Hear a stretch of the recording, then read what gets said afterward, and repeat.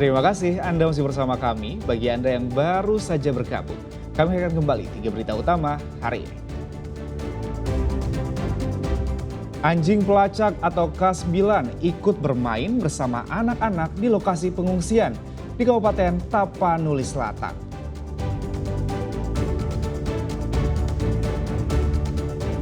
Jalan darurat penghubung antara Kabupaten Tapanuli Selatan dan Tapanuli Tengah sudah mulai bisa dilalui kendaraan umum, mempermudah aktivitas warga.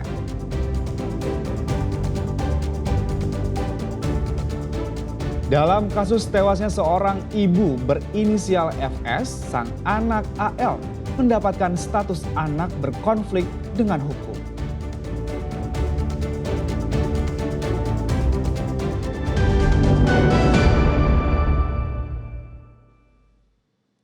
Seorang wanita dibegal 5 orang pria ketika akan bekerja dan melintas di jalan utama Hamparan Perak, Kabupaten Deli Serdang.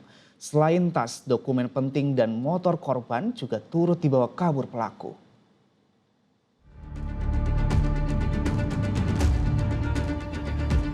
Seorang wanita tampak diberhentikan oleh 5 orang pria pelaku begal. Korban adalah Mirda Maharani. Aksi itu terjadi di jalan utama Hamparan Perak, Kabupaten Deli Serdang pada Jumat pagi. Korban mengaku saat itu dirinya hendak pergi ke kantor di kawasan industri modern Kecamatan Medan Labuhan. Ketika sampai di lokasi, dirinya dipepet oleh 5 orang yang mengendarai 2 sepeda motor. Korban sempat mempertahankan sepeda motornya, namun akhirnya korban lari menyelamatkan diri. Ketika melihat salah satu pelaku mengayunkan senjata tajam berjenis celurit ke arah korban. Mengetahui korban menyelamatkan diri, para pelaku kemudian langsung membawa sepeda motor milik korban. Ngopi kerja aku, jam ya subuh lah aja, sekitar jam 6 kurang gitu kan. Aku dipepet dari sebelah sana. Pokoknya sebelum masuk sini aku udah dipepet sama kawan yang belakang. Makanya aku noleh ke belakang, jadi aku berhenti di tengah situ bang. Aku berhenti di tengah, pas aku aku udah ancang-ancang mau belok. Rupanya kawan yang belakang nyerempet aku lagi, dempetin keretaku sama kereta dia. Jadi aku nggak bisa kemana-mana. Aku jaga keretaku. Saat ini Mirda hanya bisa pasrah saat sepeda motor miliknya diambil paksa oleh kawanan begal bersenjata tajam. Kini korban telah melaporkan kasus itu pada pihak kepolisian. Muhammad Hamdani melaporkan dari Medan.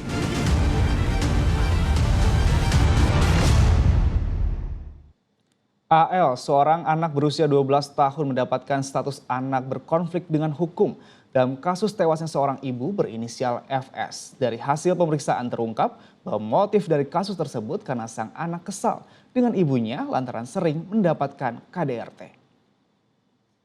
Ini pisau pertama, pisau dapur.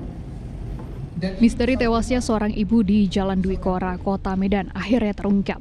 Pihak kepolisian menetapkan anak korban berinisial AL yang berusia 12 tahun sebagai anak berkonflik dengan hukum.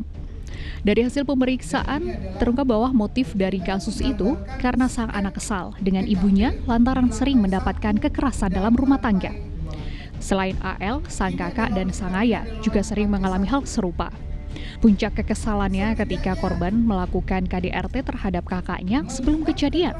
Lalu korban juga menghapus game online di handphone miliknya. Pengaruh tontonan anime dan game yang dimainkannya hingga membuat AL nekat melakukan tindakan kekerasan dengan senjata tajam terhadap sang ibu. Sudah kita tetapkan sebagai tersangka. Namun demikian posisi anak sekarang berada di rumah aman, ya, karena sekali lagi teman-teman tolong kita, ini adalah anak yang pada saat kejadian itu 12 tahun 37 hari. Ya. Terus? Kemudian Pasalnya? kita menggunakan KDRT di situ. Terhadap AL, polisi menetapkan pasal KDRT. Saat ini AL dan kakaknya masih terus mendapatkan pendampingan dari pihak kepolisian. Sebelumnya, seorang ibu berinisial FS berusia 42 tahun tewas di kamarnya. Di tubuhnya terdapat puluhan tusukan senjata tajam. Muhammad Hamdani melaporkan dari Medan. Ini bekas luka genggaman pisau tangan anak adik. Petugas gabungan Kota Tanjung Balai menggelar razia tempat hiburan malam dan hotel melati menjelang perayaan akhir tahun di sejumlah lokasi. Namun diduga informasi razia telah menyebar, beberapa tempat hiburan yang didatangi petugas malah tidak sedang beroperasi.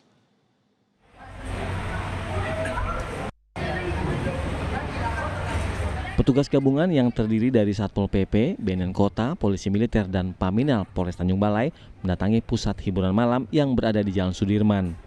Kedatangan petugas karena tempat tersebut dianggap melanggar batas operasional. Sejumlah pengunjung langsung bubar tanpa sempat dilakukan pemeriksaan. Selanjutnya, petugas menyisir sejumlah hotel. Para penginap diminta menunjukkan identitas serta tes urin. Dari pemeriksaan yang dilakukan, tidak terdapat pengunjung hotel yang terindikasi positif narkoba. Razia tempat hiburan malam dan penginapan menjelang akhir tahun ini digelar untuk mengantisipasi praktek penyalahgunaan narkoba, kejahatan kriminal maupun praktek prostitusi terselubung. Tempat penginapan, namun sampai saat ini hasilnya negatif, masih menunggu, masih proses. Tetapi ada beberapa tadi yang negatif, kemudian ada beberapa tempat hiburan malam yang saat ini kosong. Mengenai pusat hiburan yang melebihi waktu operasi, Pak, gimana?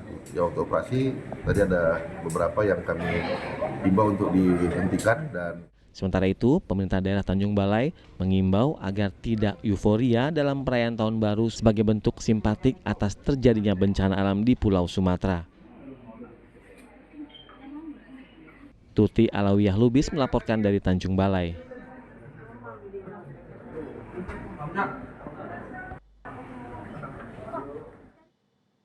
Gubuk yang diduga jadi konsumsi dan transaksi narkoba digerebek polisi. Namun tak terlihat ada aktivitas. Sebelumnya di media sosial beredar seorang pria yang terekam kamera menghisap sabu-sabu di gubuk pinggiran sungai.